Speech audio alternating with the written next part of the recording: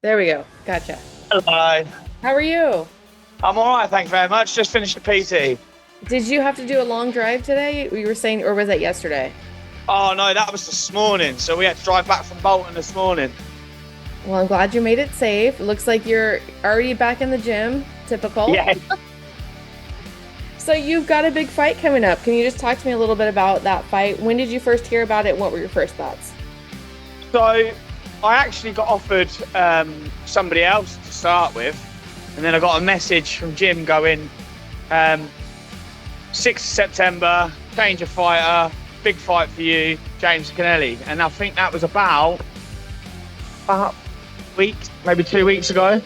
Okay. So So yeah, it's a big fight. Like both of us lost our last fights.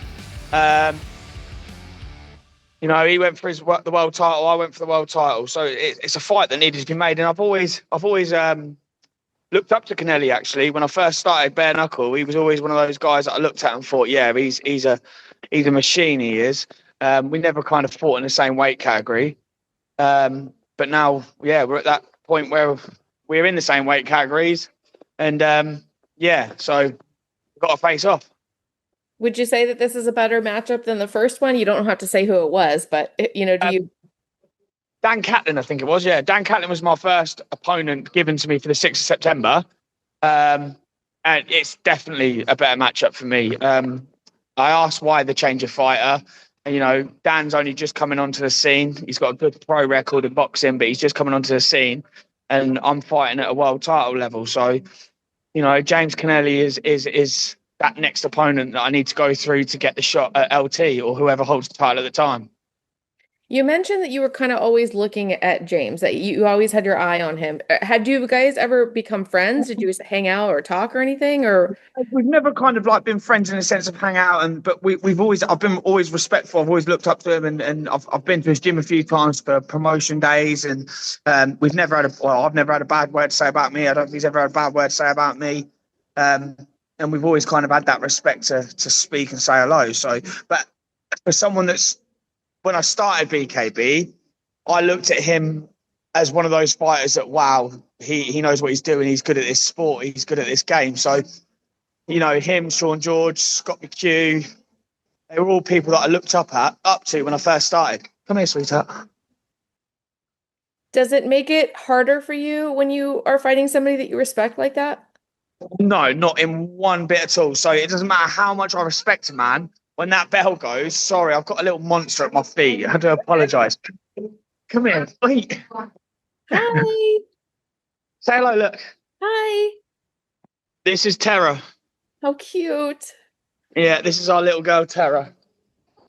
But yeah, so it doesn't matter who I'm fighting, and it doesn't matter how much respect I've got for him. When that bell goes, we're there to do a job. We're there to prove a point.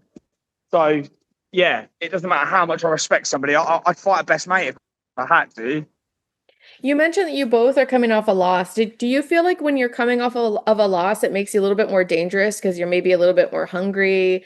You have maybe the drive a little bit more, or do you feel like that's just something fans think? Do you know what? I think with the fights that we lost being world title shots, I think we are more hungry to kind of prove a point, and we are dangerous in the sense of we don't want to lose again, and we want to make sure that win comes home so that we can have another shot at that title that we missed out on the first time. What about that phrase when fighters say you never lose, you learn? Do you feel like that's accurate?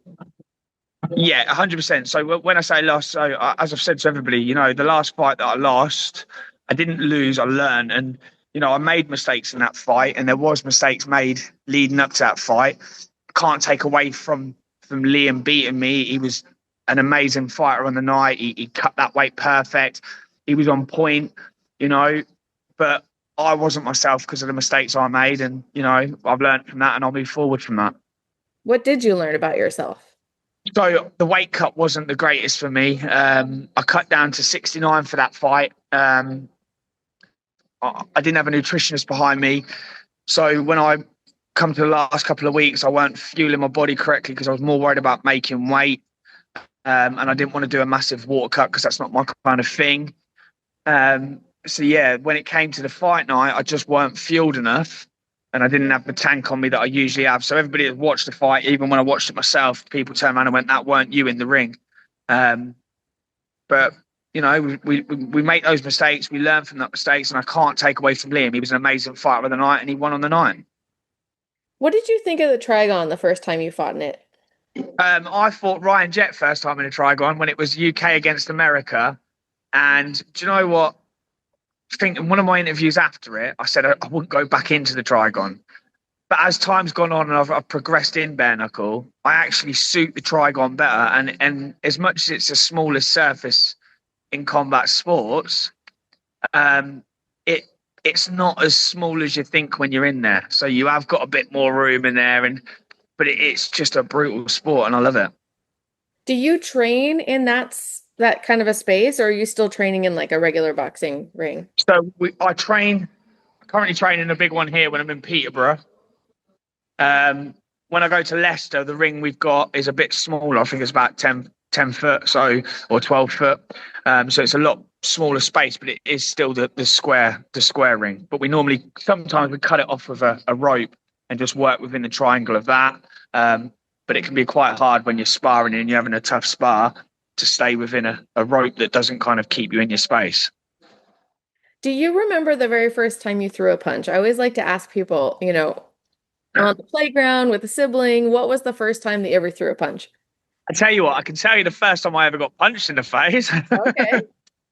So I was a young lad, and I was a bit of a wind up back as a kid, and I wasn't the biggest of lads. And I was winding this kid up, and I was winding him up, winding him up, and he literally turned around and smacked me square in the nose and just bust my nose clean open. Blood was everywhere.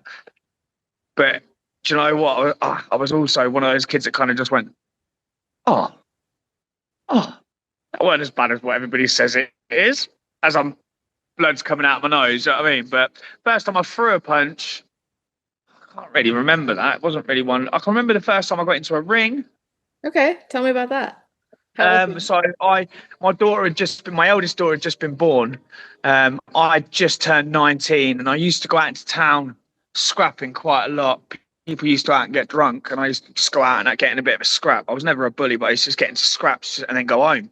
And one night something horrible happened, and someone tried to do something that I couldn't come back from if they did it to me. And I decided, after looking at my little girl when I got home, I was like, right, maybe it's time to kind of get this into a more of a controlled environment. I walked into Vic's gym and I said, I want to fight. And he got me literally a fight about 6-7 weeks later. Wow. Stepped into that ring, and it was so real. And someone told me before I had that fight, they were like, most of your energy will be gone walking to the ring. And they weren't half wrong. By the time I got to the end, by the time I actually got into the ring, I was knackered because all the nerves were kicking in. I was sweating. I was shaking with excitement as well as nerves. And by the time I got in the ring, I was already huffing and puffing. Funny. I've never heard that before. So I always like to ask too some non-fight related questions for the fans to get to know you a little bit better. Do you Yeah, are you binge watching anything on TV right now? Or watching I I am. I'm watching. So I've just finished Lost again. A lot of people sit and go it was rubbish, but I watched it the first time, didn't really understand it. Watched it the second time, didn't really understand it. Got to the third time, and I understand it a bit better this time. And I'm currently binge watching Sandman on Netflix. Okay. What's Sandman about? It's literally about he's basically the dream god, and he's got siblings that are. Oh, I can't remember this. I'm rubbish at remembering stuff, but he's the king of dreams, and he's just took control of hell because Lucifer doesn't want it no more, and she wanted to punish the dream for doing her over in the first season, so she gave him the keys to hell. Oh, okay. Well, that's It's a interesting. bit of fun. I like things that you can put on and disappear into. But Yeah. I don't really like crime. I like fantasy programs and things like that, fantasy films. Yeah, that makes sense. When you were a kid, what did you want to be when you grew up? When I was a young kid, I wanted to be a vet. Oh, Um, and then I wanted to be a fireman. And then I wanted to work with animals. so it sounds like you want to save people and things. Well, yeah, maybe when I was younger, not so much now. It's hard work. Yeah.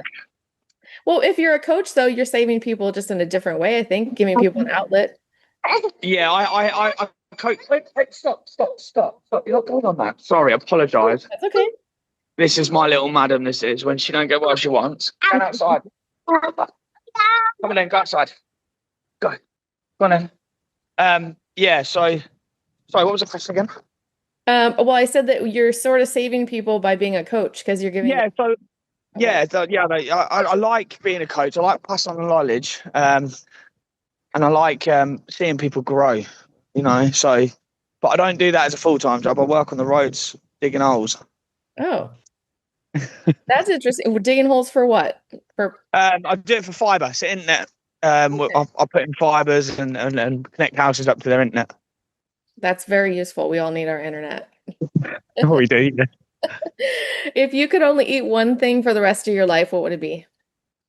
Seafood. Oh, okay. Anything particular? No, anything from the sea. All right. And is there anything you don't like to eat? Like some don't Uh, with cilantro or like onions or I don't like liver. okay. That's yeah, I think that's pretty common.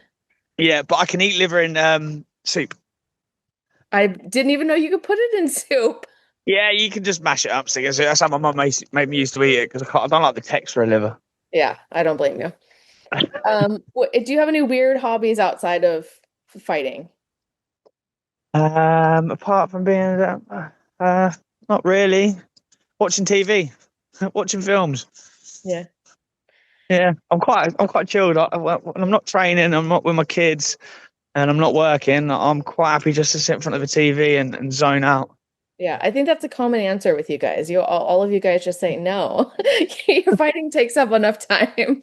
Yeah, well, we live it. So you know, get up in the morning. Even when you wake up and you're not training, you're constantly looking at your food. You're looking at what you're drinking, what you're eating, and then yeah, go to work, come back, train, be a family man. So yeah, after that, you ain't got time for anything else. Just chill and watch TV. Are there any TV shows that your kids watch that you actually secretly like that's like made for kids? Mr. Bean. Okay. So my youngest loves Mr. Bean, and even when she's gone to bed, I find myself still watching it. Yeah. I've been there. Not with Mr. Bean, but I've definitely been there.